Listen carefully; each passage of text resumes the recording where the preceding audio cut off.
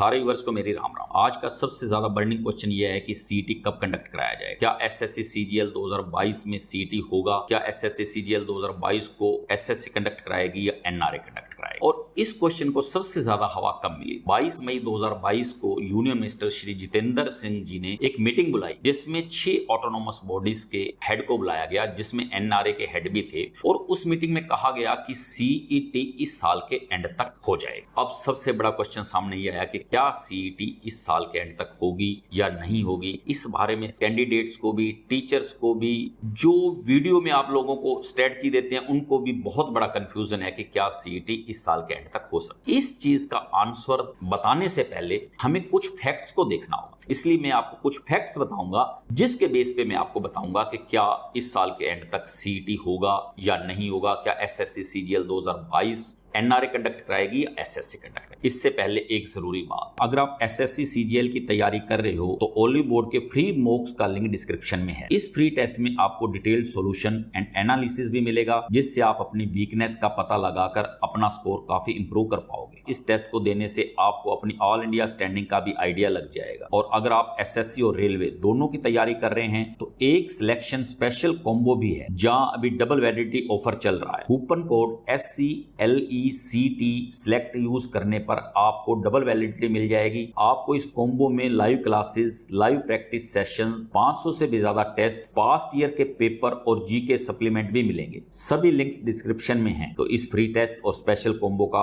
पूरा फायदा उठाओ। सबसे पहले तो मैं आपको बता दूं कि एनआरए और सीईटी की बात सबसे पहले 2020 में सामने आई, 2020 के बजट में, जिसमें यह कहा गया कि एसएससी में बहुत सारे कैंडिडेट्स पार्टिसिपेट करते हैं। ऐसे ही बैंकिंग का पेपर बहुत सारे कैंडिडेट्स देते हैं, रेलवे का भी एग्जाम बहुत सारे कैंडिडेट्स देते हैं, और नॉर्मली कॉमन कैंडिडेट्स ही होते हैं, वही कैंडिडेट्स ये तीनों एग्जाम देते हैं, जिससे कैंडिडेट्स को एक तो फीस 3 बार भरनी पड़ती है और अलग अलग जगह जाकर धक्के खाकर ये पेपर देना पड़ता है। तो क्यों ना एक ऐसा कॉमन पेपर कराया जाए जिससे इनकी फीस भी एक बार ली जाए और उनको अलग अलग जगह जाकर पेपर भी ना देना पड़े, और इससे गवर्नमेंट का टाइम, एनर्जी और पैसा, ये सब चीजें बचेंगी, मैन पावर भी बचेगी। इस दिशा में एक अगला कदम उठाया गया सितंबर 2021 में, जब एनआरए के हेड की अपॉइंटमेंट की गई। संजीव कुमार मिश्रा जी, जो उड़ीसा शायद कैडर के आईएएस ऑफिसर हैं, उनको इसका हेड बनाया गया। सबसे पहले तो मैं आपको ये बताऊं कि कोई भी पेपर कंडक्ट कराने के लिए उसका सिलेबस का होना जरूरी है। सबको पता होना चाहिए कि उसमें क्या आने वाला है, उसका क्या सिलेबस है। उसका कोई सैंपल पेपर भी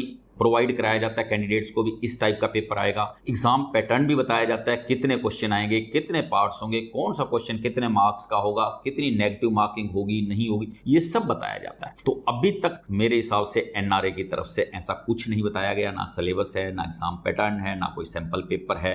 तो पहला फैक्ट तो ये है, इसको देखते हुए हमें ये देखना है कि क्या सीईटी इस साल के अंत तक होगा या नहीं होगा। फिर देखो, लाखों कैंडिडेट्स हर बार एसएससी का एग्जाम देते हैं, लाखों कैंडिडेट्स बैंकिंग एग्जाम्स में भी अपीयर होते हैं, और शायद करोड़ों कैंडिडेट्स रेलवे के एग्जाम में अपीयर होते हैं। इन सबको मर्ज करके एक एग्जाम लेने के लिए बहुत सारी प्लानिंग चाहिए, टाइम चाहिए, तो भाई इस चीज पे भी बहुत समय लगता है। फिर जब एनआरए और सीईटी की बात की गई थी तो उसमें कहा गया था कि 1000 के आसपास डिस्ट्रिक्ट सेंटर्स बनाए जाएंगे। ऑलमोस्ट हर डिस्ट्रिक्ट पे एक सेंटर होगा, जिससे कैंडिडेट्स को बहुत दूर दूर नहीं जाना पड़ेगा पेपर देने के लिए, और उनको उनके घर के पास ही सेंटर मिलेगा। तो अभी तक एनआरए की तरफ से या कहीं से कोई पता नहीं चल पाया कि इन सेंटर्स का क्या हुआ, क्या ये सेंटर बनाए गए हैं, नहीं बनाए गए हैं, या किस स्टेज पे हैं। तो इसका भी अभी तक कुछ भी क्लियर नहीं है। एक और सबसे विशेष बात यह है कि देखो, जो एग्जाम होते हैं वो मैट्रिक बेस पे भी होते हैं, यानी ऐसे एग्जाम जो सिर्फ मैट्रिक पास कैंडिडेट दे सकते हैं। इसी ढंग से 10+2 लेवल के भी एग्जाम्स होते हैं, जो कुछ कैंडिडेट्स 10+2 लेवल के एग्जाम्स दे सकते हैं, कुछ कैंडिडेट्स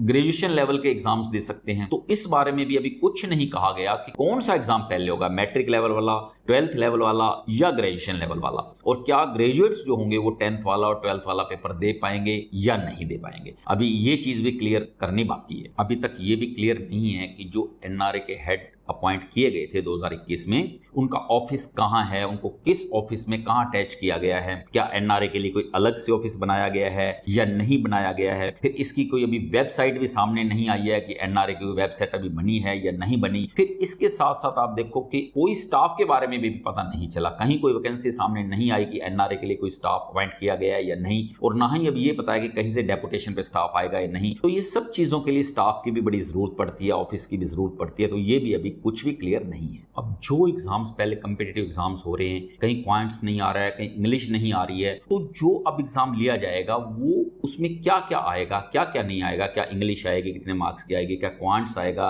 जनरल अवेयरनेस, ये सब चीजें क्या क्या आएंगी, कितने मार्क्स के आएंगे, इस सब को भी बताने के लिए फिर स्टूडेंट्स को समझने के लिए कुछ समय चाहिए। और आपको पता है कि मई महीना खत्म होने जा रहा है, जून शुरू हो रहा है, तो यानी 6 महीने ही और बचे हैं इस साल में। तो क्या ये सारी तैयारियां 6 महीने के अंदर हो पाएंगी और कैंडिडेट्स को समय से सारी चीजें बताकर क्या कंडक्ट एग्जाम कराया जा सकता है, क्या सीईटी होगा, इस बारे में भाई मेरे हिसाब से संभावना बहुत कम है। तो मेरे हिसाब से तो ऐसा लगता है कि एसएससी सीईटी के इस साल के अंत तक कराए जाने की संभावना बहुत कम है। और इसलिए अगर मैं बात करूं एसएससी सीजीएल 2022 की, तो मुझे ऐसी संभावना लगती है कि इस बार तो एसएससी सीजीएल 2022 एसएससी ही कंडक्ट कराएगी, ना कि एनआरए। और एक और बात यह है कि भाई एसएससी कंडक्ट कराए या एनआरए कंडक्ट कराए, इस चीज का आपको क्या फर्क पड़ता है। देखो, इंग्लिश के वही रूल्स रहेंगे, मैथमेटिक्स के वही फॉर्मूलाज रहेंगे, 2 और 2 4 ही रहेगा, 2 और 2 7 तो हो नहीं जाएगा। और ना ही एग्जाम का वर्ब बदल जाएगा, एडजेक्टिव बदल जाएगा, नाउन बदल जाएगा, सब फॉर्मूलाज वही रहेंगे। तो इसलिए आप अपनी तैयारी में लगे रहो, अपने मन पे, अपने दिमाग पे ये बोझ मत रखो कि सीईटी होगा नहीं होगा, एनआरए कंडक्ट कराएगी, एसएससी कंडक्ट कराएगी, कौन कंडक्ट कराएगा, इस चीज का बोझ रखे बगैर आप तैयारी शुरू कर दो।